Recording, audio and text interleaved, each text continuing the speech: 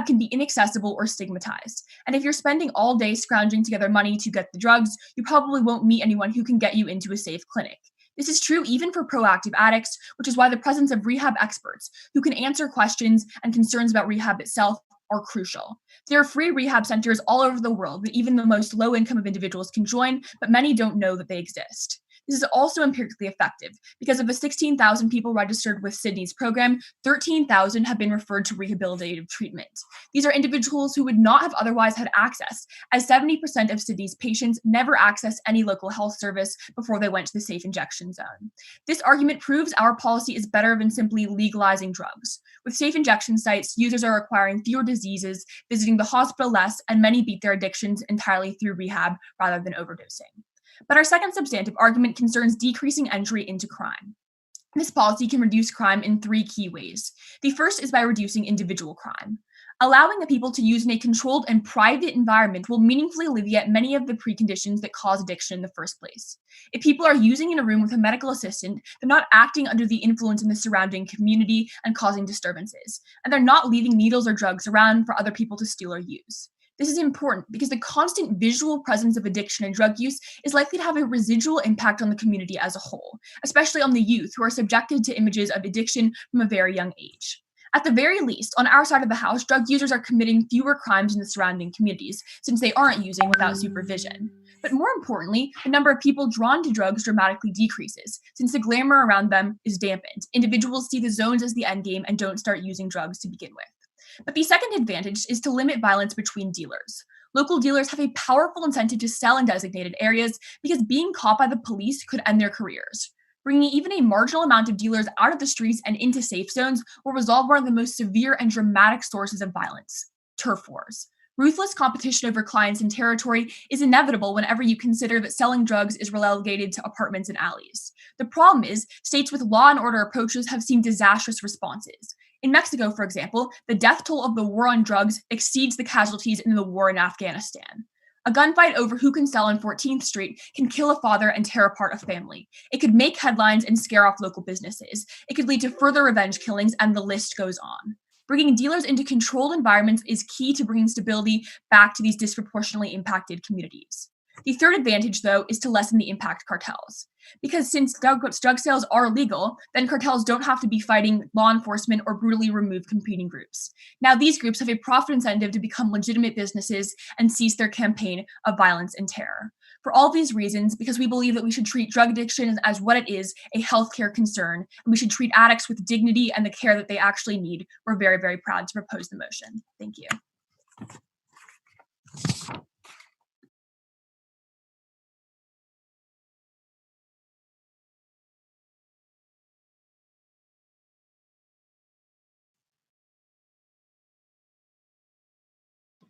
All right, I'd like to thank the speaker very much for that fine speech.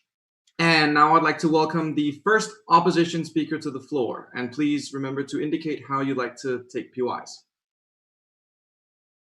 Hello, can you hear me? I would prefer if verbal cue. Okay.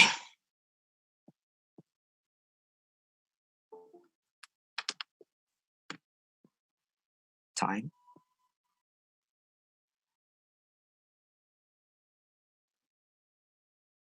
Okay.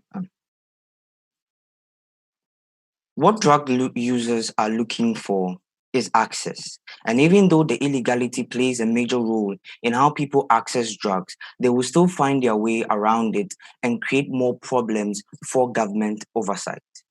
Creating specific areas for the transaction and consumption of drugs is just another fancy way of restricting drug use, rendering it new legal status as some state discretional benevolence to the millions of people who derive recreational pleasure from taking these drugs. There's a big problem in society, and the problem is not on drug consumption. We believe drug use should have never been criminalized in the first place. And this debate is evidence of this historical blunder.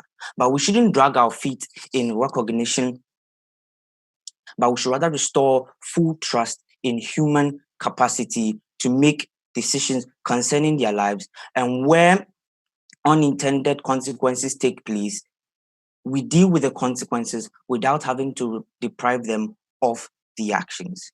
So, what is our stance as opposition? We agree that drug use shouldn't be illegal. It should be legal. But we stand on a more liberal base. We stand on a more liberal regulation to this drug use, just as alcohol and tobacco have in the system already. We believe the people should have autonomous control on how much of the drugs they can take, and not just so where they can actually take these drugs. We also believe in age restrictions as for consumers to ensure a level of rationality for people's choices. We support age restrictions for consumers to ensure a level of we also support licensing and general supervision of manufacturers and dealers with the appropriate state bodies like FDA to maintain standards. In this debate, we will be presenting 4 arguments. Firstly, states should not have overriding control over drug sale and consumption. 2, there is no legitimate justification for the restriction of drug use. 3, happiness is self-determined. And 4, we make society largely better. I'll be expounding on the first 2 arguments, and my second speaker will do justice to the latter 2. Now, our first argument. There is no legitimate, states should not have overriding control over drug sale and consumption. Taking drug, especially for recreational purpose, individuals are usually in their most vulnerable state with impaired rationality. People should be allowed to be in this state at places of their comfort. And we think these facilities, whatever equipment or staff they may provide, will not give these individuals that psychological comfort and appeals to them when taking these drugs. And therefore point out the fact that many people wouldn't prefer to use these facilities in the first place. And eventually, those who actually do it, and it's very horrifying to think about people being in a vulnerable state such as this and being in the hands of a state, especially when the state prosecutes their own citizen. The proposition team have good intentions for their policy, but the fact that these centers can be weaponized by states to intrude in further and persecute their own people is something we should be afraid of. Secondly, I won't be taking states' active participation in drug business in terms of providing facilities for its distribution would not only allow rogue government to control some of the hardened criminals and cartels created by the irresponsible war on drug in the past, it will rubber stamp states' endorsement for the activity itself. Why is it bad? We expect the states to allow individuals to make their own decisions, especially with things that have direct impact on their personal life. To be clear, we are for the mild restrictions of the state in terms of the age, in terms of how much dose they can take, and in terms of the regulations by the FDA and so on forth. But what we are against is to even confine the people in a particular space to do it. It's just harboring junkies. It's just creating a harbor for where these people can actually come and gather. But rather, we want to give a liberal space where these people at their comfortability, psychologically and physically, even in the comfort of their homes, can take these drugs without this problem. The state is too powerful already, and we should be looking at reducing the power instead of giving them more control over the drug business. Any policy that gives the state power over the vulnerabilities of the individual should raise red flags. I'll take you. Note that the attendance at these sites is voluntary, but people have a direct incentive to come under our side of the house because when they do take drugs in the comfort of their own homes, they often overdose without any type of medication to help them overcome that overdose. Now, these medications you are putting forth for the overdose of drugs can actually be put in local pharmacies or in centers where these people can actually get them and use them even at the comfort of their homes. We don't see the need in walking from your house or picking transport from your house to these facilities just because you want to use drugs. I should be able to use them in my house comfortably and liberally without the effect on even third party. Now, moving on to my second argument. There's no legitimate justification to restrict drug use. Laws and general restrictions in society are there to draw a balance between the civil liberties of the people and the state's obligation to protect them. Where any forms of regulations are not totally bad, it is on the burden of the state to establish a legitimate justification for them. By default, civil liberties should be enjoyed fully by all the pursuants of happiness. For the selling and consumption of drugs, any other simple oversight of these drugs, as with other activities in society, is extreme and should put us on alarm. Arbitrary fear and big brother insecurity are not legitimate reasons for the state to micromanage people's lives. We think the state's job is done when the individuals know and are aware of the consequences of their actions in the case of drug use, and also how they can take in these drugs without the medical harms that come with wrong intake of the drugs. This is very crucial in this debate because it draws the line between how much the state should have and the civil liberties of the people. I saw a POI. Sorry, it's protected time now. Oh, okay. In conclusion, the mess we find ourselves in is not because of the drug use and its market. We want to emphasize again that we agree that the war on drug has been useless and it's caused more problems than we could have. But we emphasize that the problem is not on the drug use and the market. It is on society. And it's a glaring evidence on how dangerous, illegitimate restrictional policies can affect society. The way forward is clear, and we should be courageous enough to take the end to this drug debate once and for all. Let's liberalize the sale and consumption of drugs and destroy the criminality that comes with restrictions. We beg to oppose.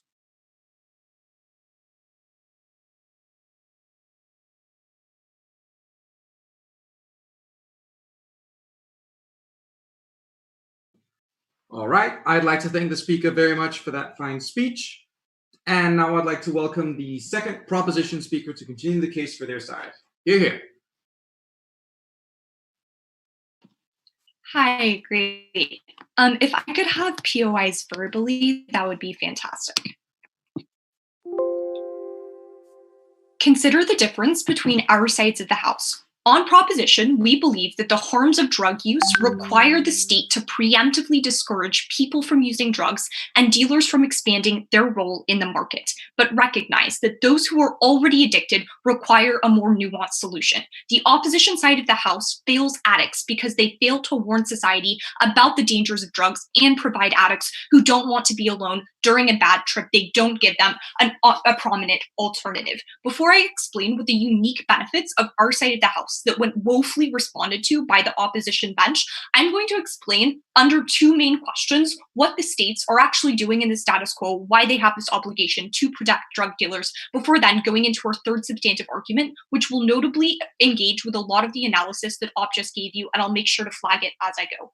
First question to summarize this debate: what are the mental states of individuals who are taking drugs, and as a result, what is the state's obligation? Liana gave you a lot of analysis about how taking drugs can be a form of escapism and is largely some kind of biological problem in which individuals often lack a choice, meaning that individuals are not going to be, when they go to these sites, automatically prosecuted. What was the analysis that we gave you, right? We told you that within these sites, it's going to be medical experts who are trying to help individuals recover from things like taking drugs, recovering from addiction. We don't think that when individuals are going into these sites, you just buy into what opposition is trying to tell you, and they're just going to not only be afraid of the individuals who are also in the sites, but all of a sudden those individuals are going to act antagonistically toward the individuals there. Rather, when individuals realize who have been taking drugs in the past, realize that they have an addiction problem, that they want to try and get help, we uniquely give them an opportunity to go get that help that they need. A lot of the opposition analysis in the first and second sub talks about how the state shouldn't get involved, like they don't have that kind of obligation. We think that largely this is incorrect, right? So no, individuals, for instance, driving under the influence isn't allowed because the state recognizes two things. First of all, the state recognizes that the individual who's driving under the influence has not only a harm to themselves, they also have a harm to the rest of society. So we put restrictions on what individuals can do. When the state has an opportunity in which they can help individuals recover from the issues that could harm not only themselves, but also the people around them, then the state does have the obligation to step in. That deals with a lot of their analysis. But what were the unique benefits, secondly, on our side of the house from these sites that really just didn't get a lot of engagement? There were 5 big things here. First of all, we told you about fighting overdoses. Recognize that opposition cannot get involved with or cannot solve this problem regardless of what they say, because you have to have that waiting period in which individuals don't automatically have medical attention right after they take drugs. What is the impact of this argument? Liana told you that when there were over 8,500 overdoses in Sydney at the safe injection sites, no one died because there was medical equipment on the scene, because medical experts knew what to do. Our second impact here was talking about how individuals could automatically get sanitary equipment, meaning that there was a decreased risk of infection when it came to the act of taking drugs within itself. I.e., in Spain, in the first year that a safe injection site was built, over 230,000 syringes were given out to largely prevent against impacts like HIV. Third, we told you about rehabilitation facilities. For instance, in the site in Spain, there were over 13,000 individuals referred directly to rehabilitation. We think that that's a really big impact that opposition didn't significantly deal with. When we give users not only the opportunity to see people around them who are actively trying to prevent against the impacts of addiction, and they have a laid out route to rehabilitation, that gives them the opportunity to change the way that their lives are on track for. Our fourth impact here was talking about response time. When individuals are on the site of people with medical equipment, of people with medical training, then they have that opportunity to automatically get all that attention that they need so that the danger of taking drugs is going to decrease. But fifth, we told you about how crime in the overall community is going to decrease, because Liana gave you a lot of analysis about how the incentive for turf wars is going to decrease. Why? When individuals who would be selling drugs now have the opportunity to go into these sites, you're decreasing the overall amount of drug dealers and cartels that would otherwise be on the outside. Even if this is a slightly marginal decrease in the amount of drug dealers who are going to be in the overarching community, we still think that that's a huge impact, because then you get that decrease in violence. Recognize that by decriminalizing drugs, opposition has the direct opposite effect, because now drug dealers, as they didn't criminalize them, have an increased incentive to try and go out into the community to find individuals to sell drugs to. There's going to be an increase in all of the kind of conflict.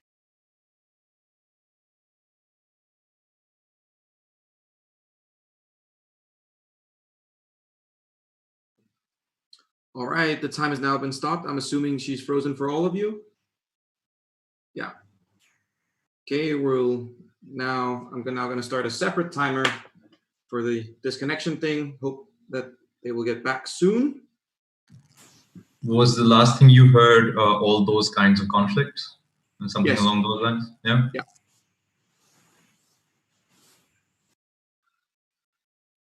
I'm going to take her a call to see if it would be possible for her to deliver the speech through my cell phone. Yeah, please do. Please do.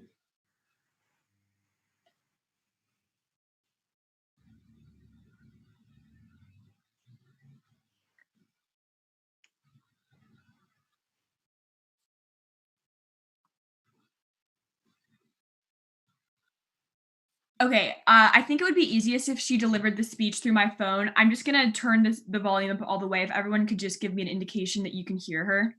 Gotcha. Yeah, please do a sound test. Okay, Elise, could you say something to see if everyone can hear you? Hi, can you hear me? Yeah. Yes. All right, everyone's good. Okay, perfect. Okay, so just a reminder that the last thing that we heard was talking about conflicts, and then feel free to start again. The time was about 5:13, so I'll wait 3 seconds and then start the time again. Okay? Okay, perfect.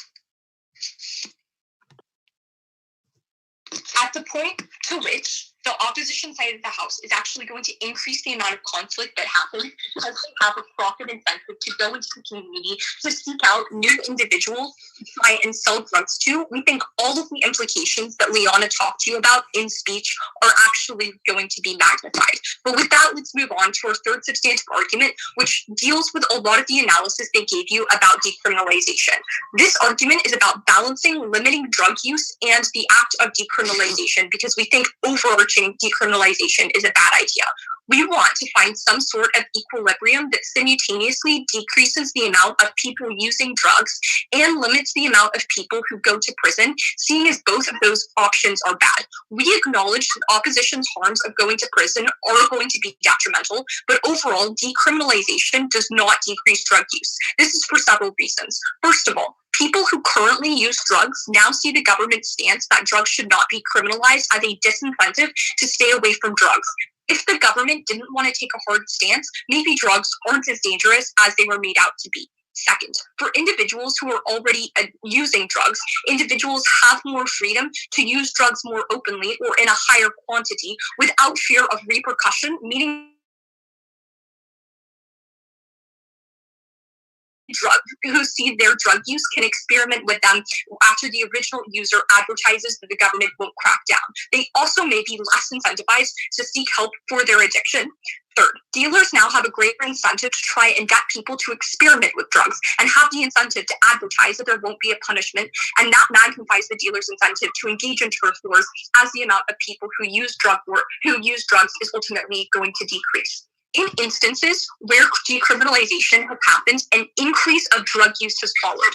After Portugal's decriminalization, personal drug use went up 40 to 50%, while decriminalization of drugs has led to a slightly lower level of overall drug use in the Czech Republic. There was an increase in the youngest respondents between the ages of 15 and 19.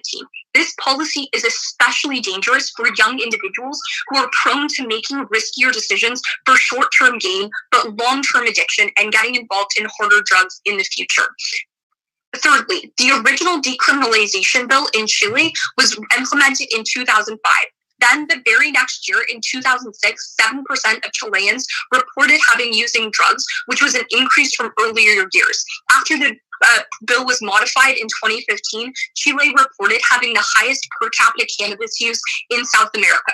The sites we propose in our model simultaneously offer a stance where the state is disincentivizing individuals from using drugs and offering them a safe path to rehabilitation. In that argument, I prove sufficiently decriminalization does not work, but instead magnifies the implications of drug use. We think we're the only side of the House that actually fixes them.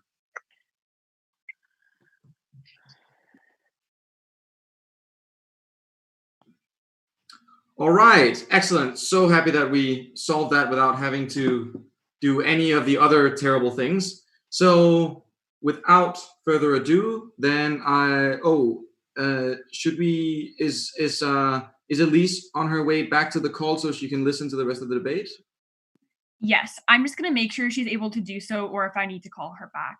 If I could have just 1 second, sorry. Okay, we can give like a few minutes for this. This was also a priority. I'll start a timer.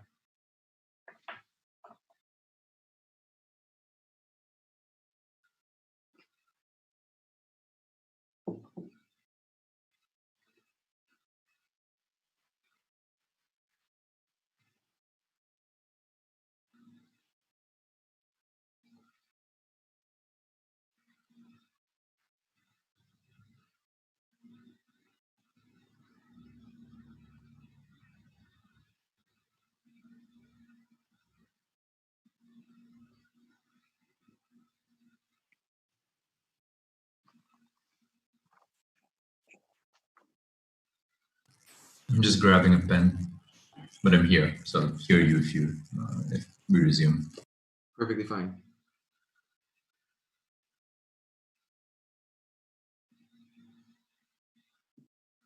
Elise says that the host needs to let her in, but she is attempting to join.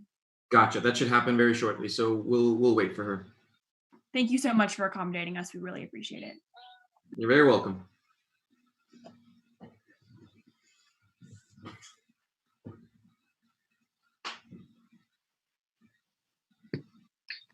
There we go. Hi, sorry, my internet crashed. No worries, can happen to the best of us. All right, so then if there are no other internet issues at the moment, then I guess we're ready to welcome the second opposition speaker. So whenever you're ready, feel free to begin. Hi, I'm Charity. I would prefer if my POIs were given in verbal form. Thank you. Okay, are you starting the time? Okay. I'm about to start now. Honorable panel, before I begin, I would like to address some points that were made by the opposition. In response to the claim that decreasing harm to drug users, that the model that is proposed by the proposition decreases harm to drug users, I propose that the restrictions that are being made by the proposition are not necessary to help people that are addicted to drugs. Rather than tell people that they can only use it within a specific area, we must impose age and amount restrictions that make sure that anyone choosing has a means to.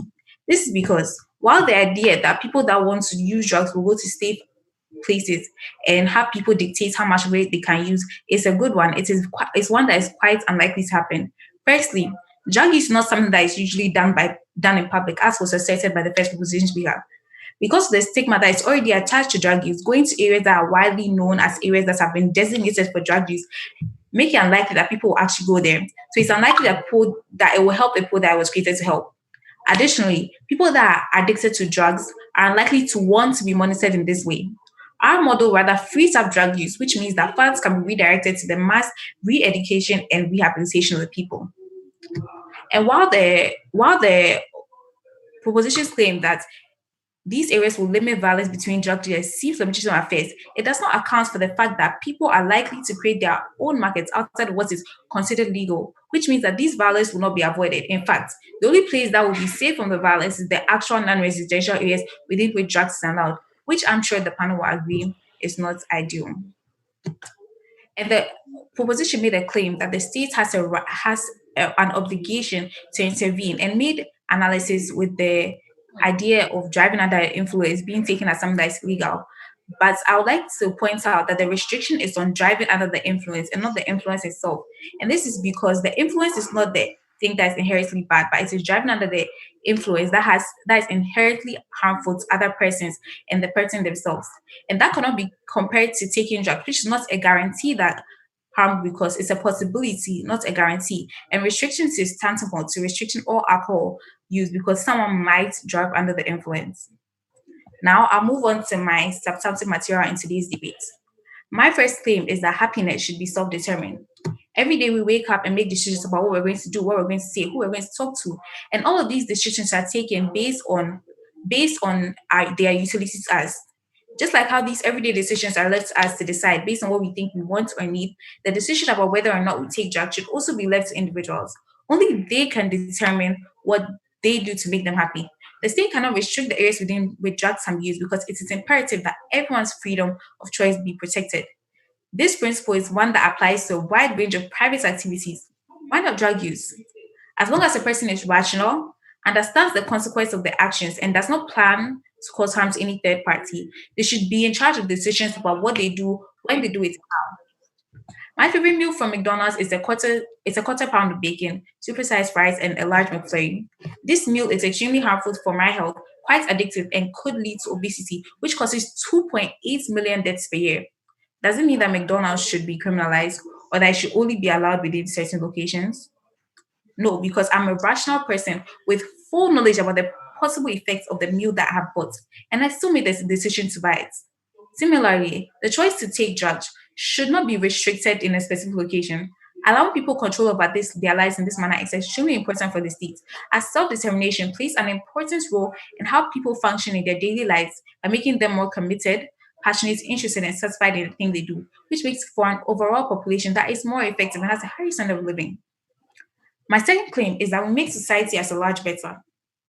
The model that we are proposing minimizes the societal cost of drugs when compared to either maintaining the status quo or supporting side proposition. When drugs are illegal or can only be dealt with within a certain area, demand for them still exists outside of the restrictions, that is the area within which they are safe. Consumption and usage is illegal, so people will fight consumption. So people find ways of providing them away from the view of the government. This is harmful in multiple ways. Firstly, black markets will invariably be created.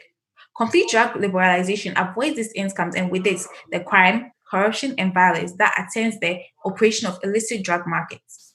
Legal status in the marketplace allows agents to resolve disputes using a non-violence method, as parties can involve lawyers instead of violence to end disagreement because they no longer have to operate under the shadow of illegality. When lawmakers remove this system, disputes must now be solved in a violent way and committing multiple other crimes on the way. In fact, a study shows that during the prohibition of alcohol, there were 39 alcohol-related deaths per 2 million people, as compared to the 26 deaths per 2 million people after there was no longer prohibition. If this has worked for alcohol, then it will certainly work for drugs. So why don't we support a model that reduces the amount of lives lost to senseless drug-related violence?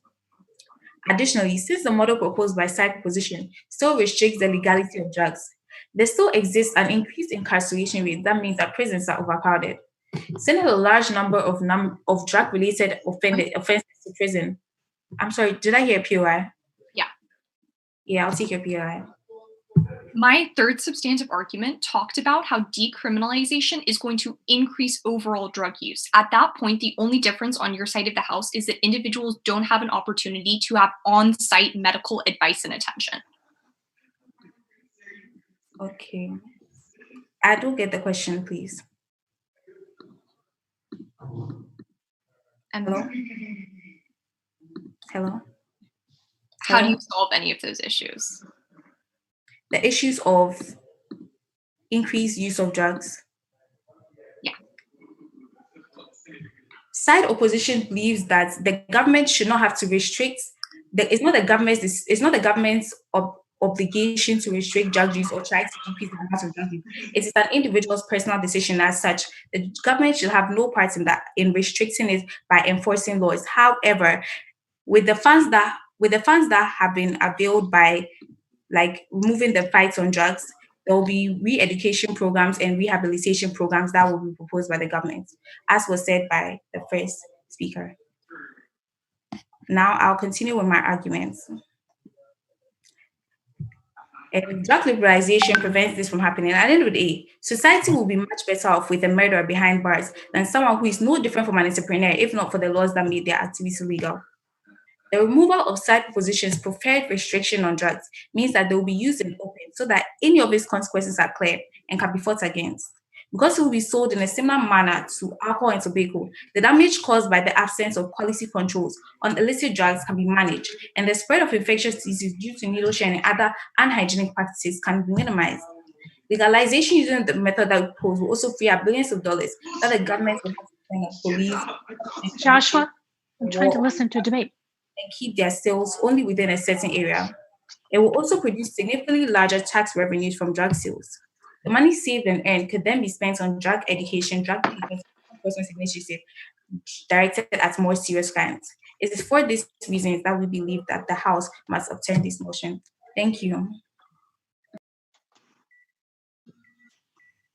All right, I'd like to thank the speaker. I'd like to thank the speaker very much for that speech. And also, Cindy, I think you are unmuted, unfortunately.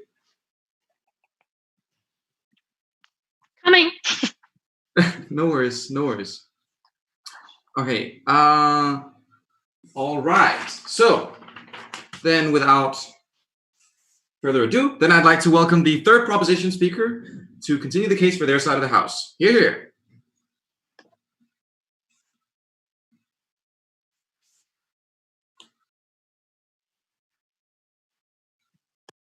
Hello. Can everybody hear me?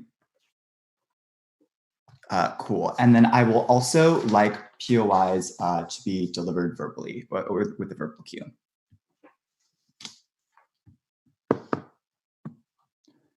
Under opposition's world, legalization is likely to increase drug use on all fronts. This is a concession that they make. But why is this so massively problematic?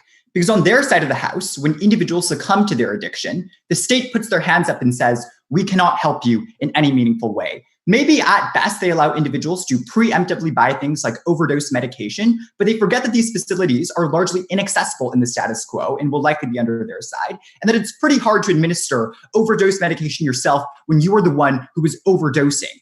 Proposition's stance has been incredibly clear throughout this debate. That is to say, we don't actively encourage drug use, but we recognize the state ought to start treating it as a healthcare issue so we can limit the worst effects of that drug use under our side of the House. Incredibly proud to propose. I'm going to do two things in this speech. First, I'm going to point out a key strategic error made by side opposition before moving on to my two key clashes. The first on drug users and the second on communities. Under those clashes, I will flag directly the new arguments made from second op. But the first clarification I want to make, the strategic error of opposition was that they banked a lot of their analysis on happiness and individual choice of individuals. Why was this problematic? Because we told you since first speech, heavy drug use eliminates a level of rationality from users in the first place. That is to say, individuals under their side of the House cannot be entirely sure that that increase of drug use that they are taking is an increase in individual choice or increase in happiness for them.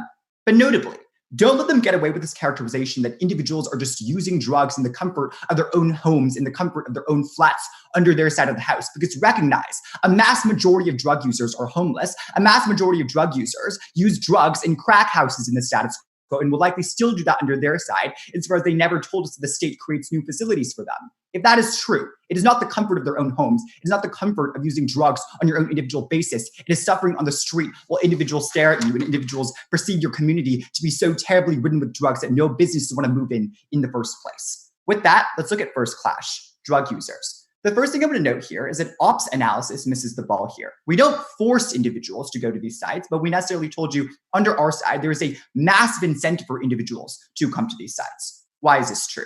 Two reasons. First, individuals obviously have some level of rationality left to the extent that they don't want to die or from an overdose. But secondly, individuals also want to avoid jail time, as both sides give you analysis for this on both sides of the House. But what's an example that actually proves this true? Why do we have the empirics on our side of the House? Because in the status quo, there are sites where people are only allowed to use drugs, not necessarily to sell drugs, meaning that the individuals who attend these sites, which many individuals do in the status quo, are literally only going there to have a safe way to consume those drugs. That proves there is an impetus and incentive for individuals to come to these sites on our side of the House. Note, the response that we got from first op from this was that states are incredibly malevolent and likely to terrorize individuals who do choose to go to these sites. This is substantially mitigated under our side of the House because these sites first are mainly run by medical professionals. But note that the state and the police have a direct incentive to be nice in these instances because they want individuals to use these sites. Because if individuals don't use these sites, the policy of the state fails and is ineffective. The state wants to avoid this as much as possible, which is why the type of policing that happens under our side of the House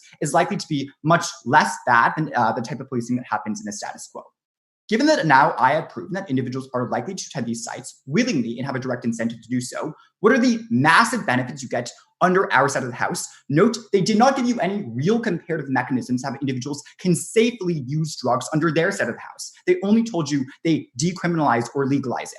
So let's talk about these mechanisms. First, we are best able to fight overdoses. Even if they can also administer overdose medication on their side of the House, we note to you in substantive that we also check drugs for things like lacing. So the incredible harmful drugs that are likely to come from cartels or dealers on both sides of the House are checked under our side at least. But notably, the overdose medication on their side is always likely to be reactive. Because when an individual has been suffering from an OD for 15 minutes or has been suffering from an OD for 2 hours, they likely are already dead. The ambulances that go help these individuals on their side of the House are likely to be too late. We help these individuals by supervising them on site. Then we give you two additional mechanisms. First, we tell you about sanitary equipment. Then we tell you about rehabilitation. Both of these are unique to proposition, and here's why. Even if they claim these benefits on their side of the House, we note to you that these are massively inaccessible in the status quo, given that many users don't want to actively go or walk to a place just to get clean needles. On our side of the House, the needles are directly there on the site that they are using drugs. They don't have to additionally move to get these supplies. This is why we told you all the empirics that are on our side, but I'm going to make some more extensions on this in my speech. In safe injection sites in Spain, over 230,000 syringes were given out in its first years of operation. After the implementation of safe injection sites in Switzerland, the number of opioid-related deaths decreased by 64%. Even if they prove on their side of the House, they decriminalize and legalize drugs to a certain extent. They never prove individuals were able to use these drugs safely. But lastly, OP never proved that they stop addiction on their side of the House, so here's why we terminally win using this clash point. Even if we have marginally more addicts on our side of the House, we stop these individuals from experiencing the worst effects of drug addiction, something that side opposition has conveniently ignored. Those are dying, those are contracting a sexually transmitted disease, etc. value this impact incredibly highly because we stop addiction from becoming literally lethal in most instances. That is what you prioritize in today's debate. But secondly, I want to talk about communities. This is what most of the extension that comes out of second op gives to you. We heard from second opposition that these communities will now be seen as places that are riddled with drugs. But I want to make something incredibly clear in this speech. Note, our model tells you that these sites will be placed in areas where drug use is already high. That is to say, in these communities, the perception is already, both by the state and other individuals, i.e. potential business investors or individuals who potentially need to move into these sites, as already these communities are high drug use, and as already these communities may be necessarily higher crime as well.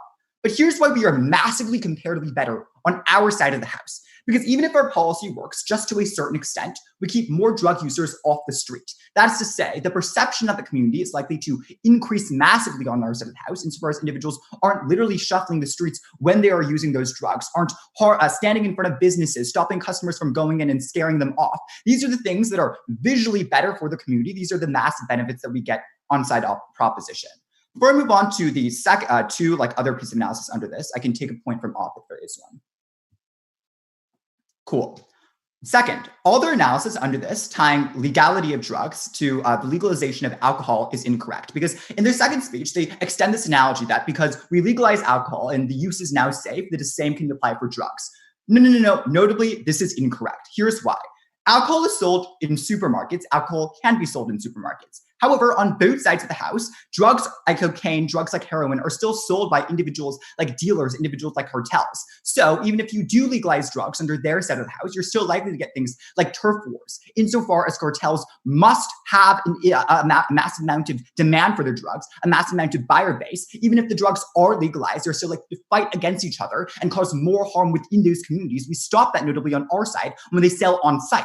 Two, individuals still commit crimes on their side of the house. Individuals still commit crimes when they're high and they're on the street on their side of the house, because notably the characterization I gave in my beginning of my speech was that individuals aren't all just in the comfort of their own homes. But notably, you are indefinitely going to cripple communities when you increase drug use, because even if individuals, taking them at their best ground, are no longer going to jail under their side of the house, they're likely going to be using in the comfort of their own homes, right? Let's take their analysis at their best, in front of their children, who are also now more likely to be indoctrinated by that drug use, also more likely to fall into cycles of poverty, and also more likely to fall into cycles of addiction.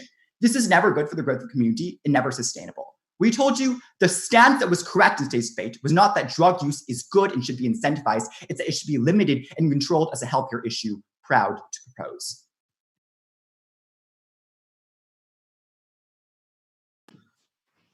I'd like to thank the speaker very much for that speech. And now I'd like to welcome the third opposition speaker to continue the debate for their side of the House. Here.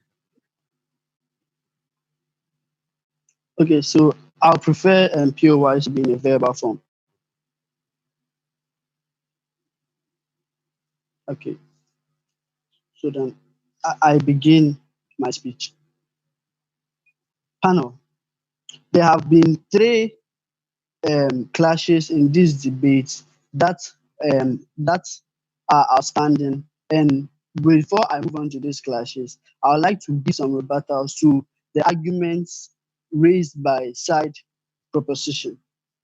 So in this debate, what the side proposition tell us? They came here, and one thing that stood out strong in their argument was the fact that on their side of the house, there's rehabilitation and there's the point on various sanitary equipment. And this is what we are telling you. And what they have said has no basis, because even on our side of the house, we provide the same things. We have told you that through our system, we are going to use accredited dealers, and through these accredited dealers who get their recommendation from the government before they're even allowed to sell this kind of drugs. We are telling you that the various sanitary equipment that you speak of that should be provided for these drug users is also going to be provided in our system. And when it comes to rehabilitation, everyone in our system, we also agree for the process of rehabilitation by telling you that when people are allowed to go through, when people are allowed to have access to these drugs, just like in the status quo accesses, for example, alcohol. People taking drugs and they reach the point where they become drunkards. And in this stage, various mechanisms such as counseling and various therapies that have been used to show them the way out of alcohol or to help them in this situation, the same thing exists on our side of the house.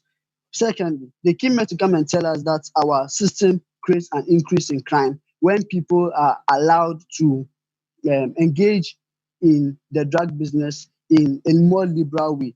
And to respond to that, we are telling you this. Our side of the house believes in the judicial system to correct any form of action that goes against the laws in the system. And we are telling you that um, if every action that individuals take has a certain harm that people draw from it. And just as how, for example, like that again, even alcohol, we support the campaign of the no drink and drive and then the drink responsibly campaign to support in terms of education with how alcohol is taken. This is the same system that we are putting on our side of the house. If people still go against these things that have been said in the form of alcohol, they are still punished, and the judicial system takes care of them, considering the act that they have committed whilst under the influence of of the alcohol. And that is the same thing we provide on our side of the house by telling you that we believe in the judicial system, and the judicial system can be able to take care of all those effects that come up as people are allowed to take these drugs. Moving on to the third rebuttal. The side proposition told us that um, our system in terms of decriminalization only does not help on the side of health. They came here to tell us that our system only makes a way that people cannot have access to it, but then we do not help in the case of health issues. And that is why we are coming to tell you our system allows for the liberal use. And our like and on our side of the house, we have fully stated that various educational campaigns will be used to help.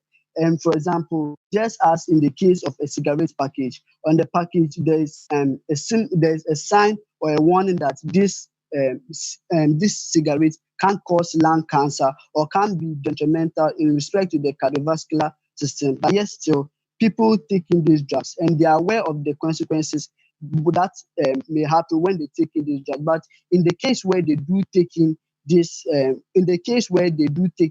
these substances, various initiatives have been put in place to help them when this case arises. That doesn't mean that we should start banning the use of cigarette or intense alcohol. And various educational campaigns on our side proves through the use of television and various media to prove to you how even in the case where these things exist that can cause harm, just like any other thing that exists in the status quo, solution can still be provided. Okay, and they also came here to come and tell us that on the on a rebuttal to how individuals commit crime on our side of the house, we have already explained to you that the justice system will deal with it. Now to move on to the three main clashes in this debate. The main clashes in this debate is one, overdose; two, harm to third parties; and three, the creation of black markets. So the first one, overdose. On our side of the house, we believe that overdose is simply an autonomous decision. People make these decisions to start using these drugs on our side of the house. We educate them on the consequences. So at that point, if the person sees that these drugs that are being used is being detrimental to the health of the person will be able, and our side of the house provides various initiatives, as we have already stated. So on the case of overdose, just like any other thing, as we have already stated with the example of food where someone can be obese through eating food, but still it is not necessarily saying that we shouldn't allow people to use this food in whatever areas that they want. On the clash on harm to third persons, we would like to respond by telling you that almost every action committed, almost every human action has a possibility of having a negative effect. And in the case of the world where even playing football could be detrimental to people in terms of breaking their legs and all other things that come along with it. The harm to third parties is something that we have already stated. These people will be responsible and the justice system will deal with it. And even when it comes to the issue of intent, Just like how taking any other substance, the intent of taking drugs by these drug users is the fact that they make themselves happy, and in this case, some even say that it takes away their pain, and that is what the intent, and that is the intention for which they take in these drugs. And just for example, driving, the intent is for personal use and to move people from one place to another. But in the worst case scenario, these cars could be engaged in fatal accident that could lead to the death of many people. That is the same thing that we are saying could happen on our side. If irresponsibility leads to this sort of things, the justice system on our side will deal with it. On the clash on the black markets, their system does not deal with the black markets, because in the case that the restrictions that they bring to these people, restrictions in a way could lead to rebellion on the part where if people do not like this restriction, especially as it goes against the place of convenience and the time of convenience when they take in these drugs. And outside the house, we are allowing people to use in these drugs anytime that they want. So in effect, the drug market that people could use as a way of getting people into taking in these drugs, the black market on our side will be eliminated, as people are allowed, and we view the drug dealers as entrepreneurs only looking for ways to survive and to make money for themselves. And if negative effects come with it, we deal with it. So our side of the house, just like how introducing the polio virus to the polio patients was the way of dealing with the polio disease, we are also providing a world where we introduce drugs to the world in a liberal way. And exposure creates a world where we are able to deal with the consequences and can clearly see its effects and provide a better front to dealing with it, rather than the world where they create this various, where they try to control and manipulate this usage, which creates a world of Your speaking uncertainty, time is up. which in the worst case scenario, when people don't like it, will create black markets. On this note, I'd like to say it has been a good day to post. Thank you. All right. I'd like to thank the speaker very much for that speech. And that concludes the constructive part of this debate. And now to conclude the debate for the side opposition, I'd like to welcome the opposition reply. Hello.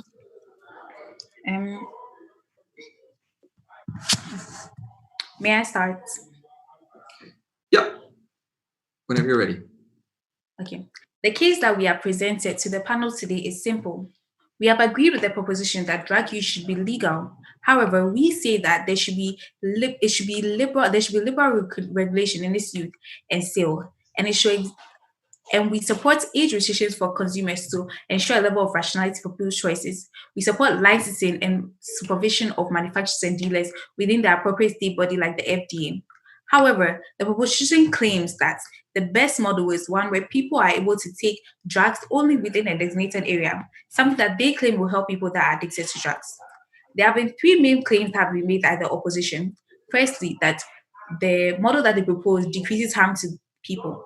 To this, we say that it is highly unlikely that people will avail themselves to be helped in the first place.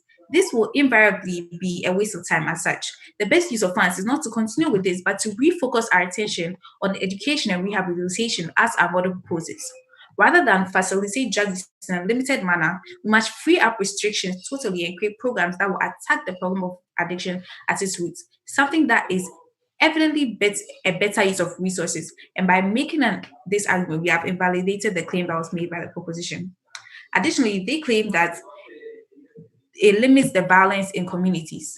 While this is an idealistic and quite comforting thought, we must diverge on our side to say that yes, drugs can cause violence, and yes, these areas can limit the violence, but we diverge in the sense that we argue that the violence will only be limited within the community, within the non-residential areas that have been created. Outside of it, the black market use will still go on. And we simply pose the question: what is the point? The house is not here to simply make small locations more safe, but to make society as a whole safer. And siding with side proposition does not do it. Additionally, they claim that their model is a more safe model. However, the opposition in doing this ignored the arguments that we made that both of them that show that both of the methods proposed are safe. In our model, age and amount restrictions be given. And the removal of science proposition's preferred restriction on drugs means that they'll be used in the open. So any of its consequences are clear and can be fought against directly rather than facilitating addiction. It can be fought against directly. And we create a quality control system on illicit drugs to make sure that they can be managed. Additionally, the spread of infectious diseases due to needle sharing and other unhygienic practices can be managed, since drugs will no longer be something that must be done in the secrecy of one's home but can be done in the open. So at the crux of this debate, we can see that there's very little divergence in the amount of safety that each of these models propose. But our model at least allows people the freedom of choice to do what they want when they want to, and to do so safely. And SuperNola asks, why shouldn't that be the model that should be implemented? In conclusion, the House must side with a model that the House could side with a model that claims to be safer and more convenient, while giving the state too much oversight over, quite frankly, matters that are private activities of its citizens. Or it can choose to free up drug use in a way that leads to safe, liberal consumption of drugs, as well as many social benefits such as more revenue for the state, decreased amounts of money being spent on imprisoning the members of the state, and safer communities in general, and a generally more satisfied population. Thank you. That's the conclusion of my argument.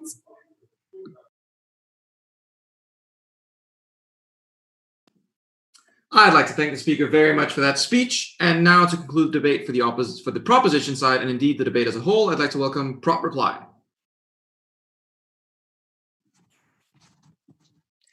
By committing themselves so radically to the model of legalization, Team Ghana both failed to indict the specific advantages we identified to these safe injection zones and opened themselves to a far and vast host of problems that are associated with legalization.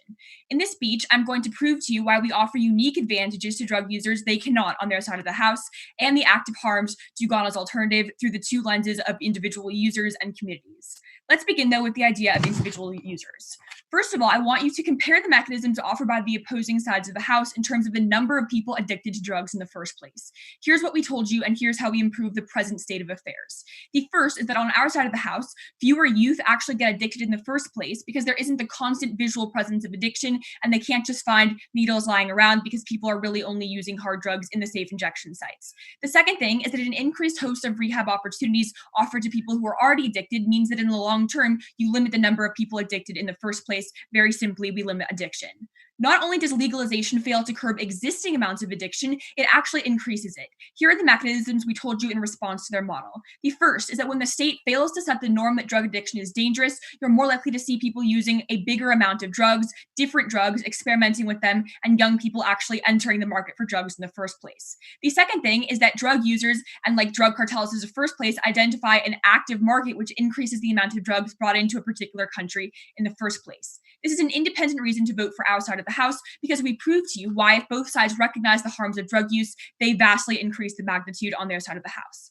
But even if you grant that there's no increase on drug use on either side, there are mechanisms we offer on our side of the House which they cannot, and legalization will never account for. This is the most important population in the debate, people who are really addicted to drugs, who do not feel that they can curb their addiction by themselves and have asked for help, and they want the help of medical professionals. Let me remind you of the most important mechanisms. The first is overdoses. This is a unique advantage which cannot be provided by legalization. You have medical professionals with specific drugs meant to resuscitate people or prevent overdoses from happening, which means that they actually are not dying. The second thing is response time. Legalization, you can call an ambulance, but you can't be on site. It matters very much if you're treated 15 minutes after your overdose or 1 second after your overdose. We furthermore told you about the safe technology which is offered on our side of the House, which they probably cannot get to the same extent because they aren't reaching the same amount of populations. The impact of all this was stopping deaths of people who are extremely vulnerable. Their only comparable material was, it's their choice. They want to do it to pursue happiness. No, James was very clear in the Proposition 3.